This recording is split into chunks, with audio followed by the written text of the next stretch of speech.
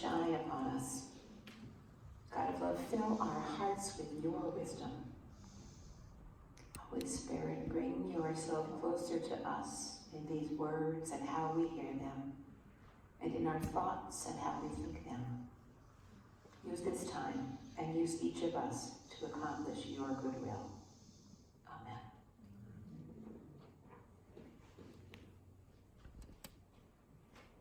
Good morning. Good morning. Jesus told this strange, almost humorous parable about a wealthy man who had a shrewd and clever manager. I want to talk today a little bit about this parable and a little bit about the 3 rules in the sermon that John Wesley preached about this parable. And then finally, a little bit about 3 other rules that are basic to our faith and to living life in the Spirit. So we've heard the parable, and we understand that what happened at the end was that the master praised the shrewd manager. I want to use your imagination for just a moment about what happened next. What happened before the manager met up with his boss, with the owner. Let's use our imagination. Those farmers who had outstanding balances reduced. They were pretty happy, right? If you had a bill that you owed cut in half or even cut by 20%, that would make you pretty happy. And so they went to the wealthy landowner's house to thank him and to congratulate him on being so very generous. They could hardly believe the landowner was so generous. Times were tough, and it was a huge relief to them to have part of their outstanding balance reduced. They'd never seen this side of the landowner before. I wonder why. Of course, the owner wondered what in the world was the manager up to. He never told the manager to reduce the balances on the accounts.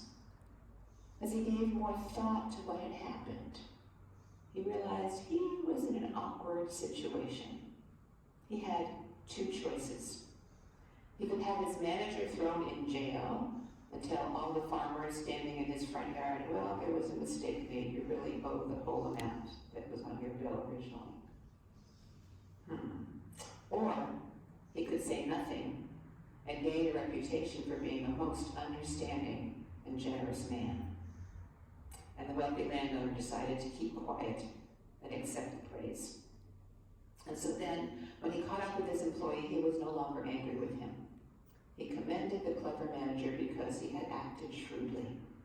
And now, instead of being out of work with no prospect of a job, the manager had a new opportunity to better himself, which led to believe that given a second chance, this shrewd manager would no longer squander his master's property, would no longer act in negative ways. It almost appears that the shrewd manager is being rewarded for being dishonest. But think about it for a moment. He's not necessarily being rewarded for his dishonesty, but rather for his creativity. Remember, Jesus was a great storyteller. And in this little story, Jesus is showing us a man who is clever and resourceful. The late British Bible scholar T.W. Manson once said this: the steward is a rascal, but he is a wonderfully clever rascal. The unjust steward was just that, unjust and a rascal.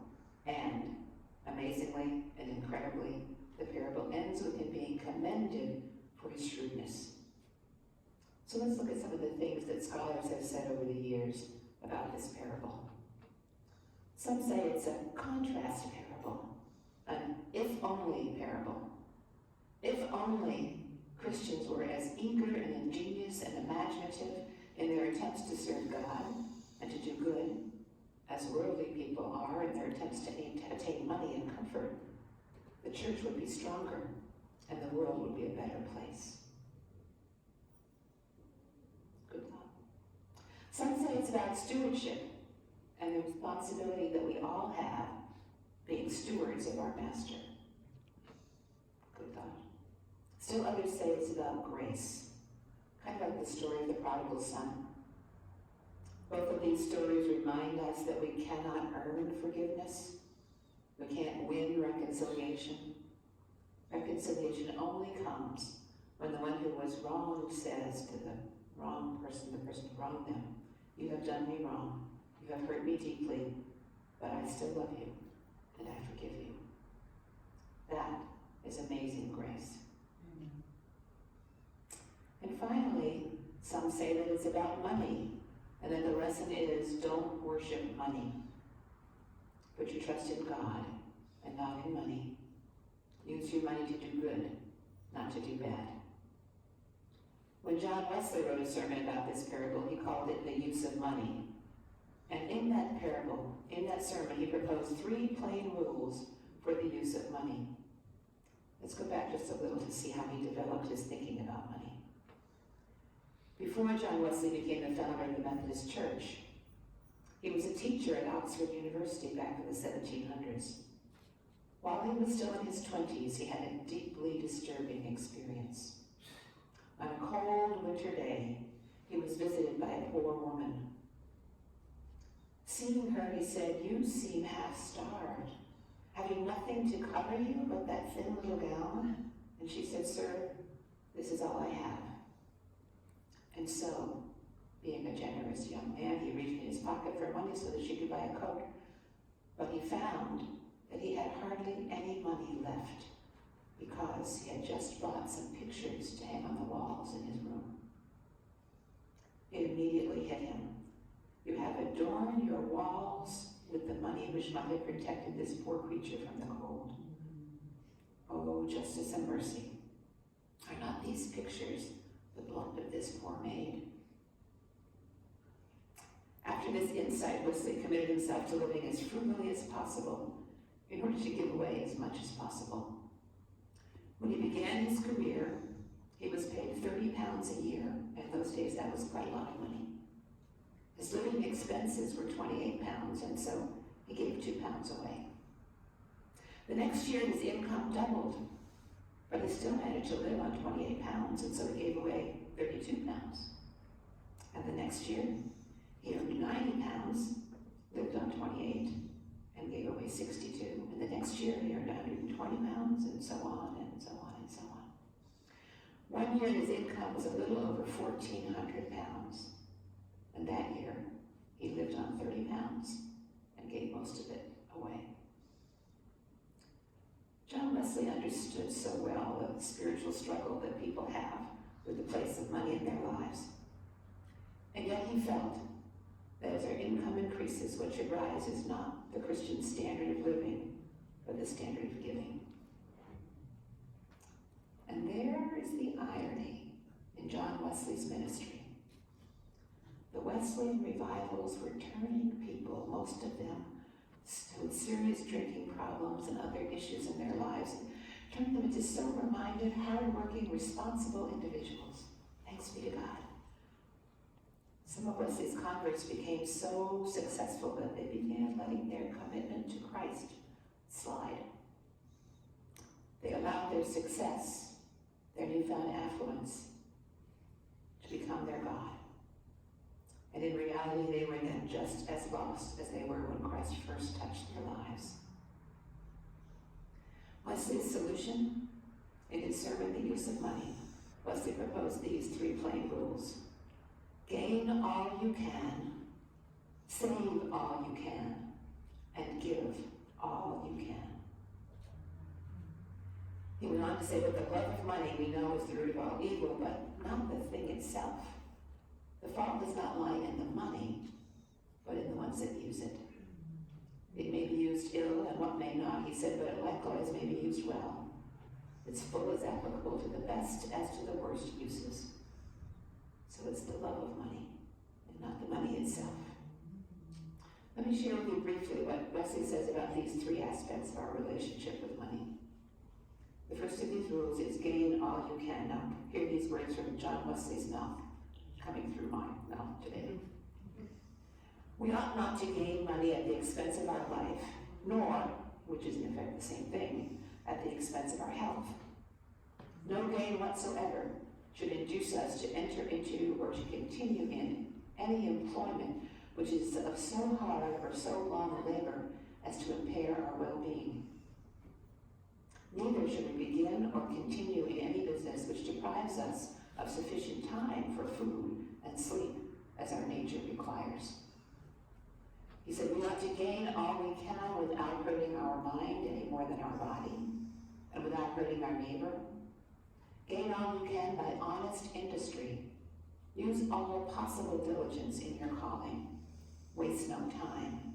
Gain all you can by using in your business all the understanding which God has given you. As we think about these things, we also need to recognize how our current socioeconomic situation makes it difficult or almost impossible for some people to live by these standards. But they are the goal. And our role as those who can live by them well is to help those who cannot to reach for that goal. Wesley went on to say the second plain rule of Christian prudence is save all you can. He said, do not waste any part of so precious a talent as money, merely in gratifying the desires of the flesh, or to gain the admiration or the praise of other people. Do not waste it in gratifying the desire of the eye by superfluous or expensive clothing or by needless ornaments. And why should you throw away money upon your children any more than upon yourself, in delicate food, in gay or costly apparel, in superfluities of any kind? Do not leave it to them to throw away. And the third rule, he went on, having first gained all you can, and secondly saved all you can, then give all you can. God placed you here not as a proprietor, but as a steward. First provide things needful for yourself, food to eat, clothing to put on, whatever nature modestly requires for preserving the body in health and strength. Secondly, provide these for your spouse, your children, your servants, or any others who pertain to your household. If, when this is done, there be a surplus left, then do good to them that are of the household of faith. If there be a surplus still, as you have opportunity, do good unto all people. Render unto God the things that are God's. Not only by what you give to the poor, but you also do that by which you expend in providing the needful things for yourself and your household. Wesley seems to be saying that there is a place for money in our lives. And my friends, it would be foolish to imagine that we can get by without money in a society like ours. Even Jesus knew that. Jesus was the most practical man. He knew that there are some things that only money can do. In the parable, Jesus is saying, however, that we are in deep trouble if money has first place in our lives. Money is a nice servant, but a terrible master. And that leads us to John Wesley's other three rules, sometimes called the three general rules. Three simple rules by which he challenged all Methodists to live. Bishop Reuben Job called these the Wesleyan way of living. These rules are simple, and they are basic to the three plain rules about our relationship to money.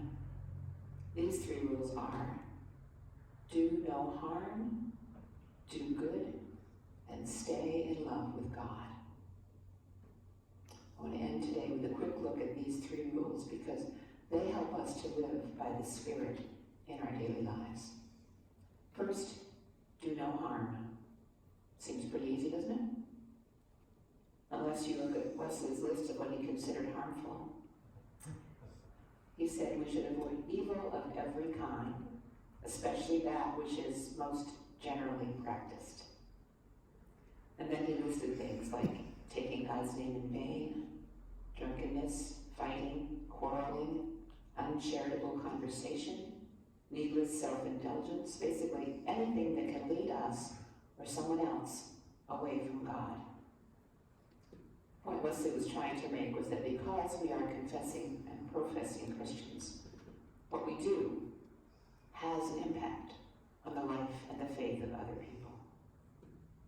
Therefore, we have to be mindful of what we do so that it does not become harmful to others and to their relationship with God. Do no harm. Secondly, do good. Leslie said, we are called to do good of every possible sort and as far as possible to all. Here's an example.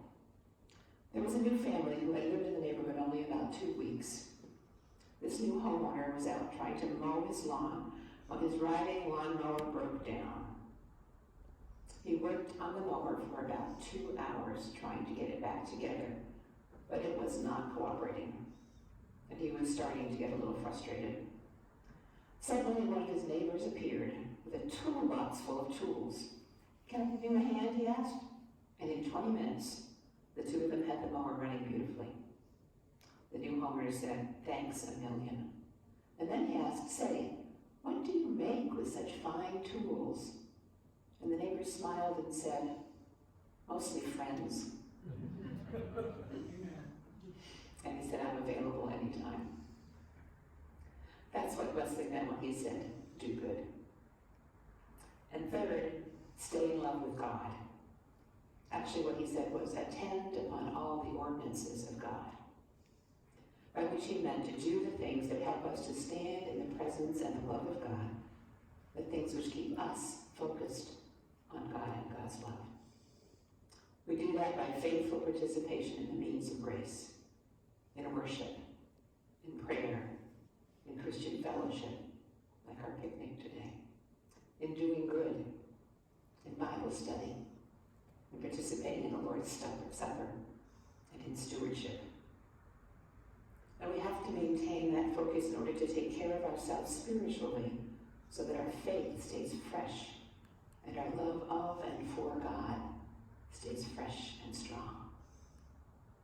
If you are going to earn all you can, save all you can, and give all you can, then these other 3 rules, do no harm, do good, and stay in love with God, are the basic foundation for your life. And when we live with these simple rules in mind, they help us to live by the Spirit of God. This is the word of the Lord for us today.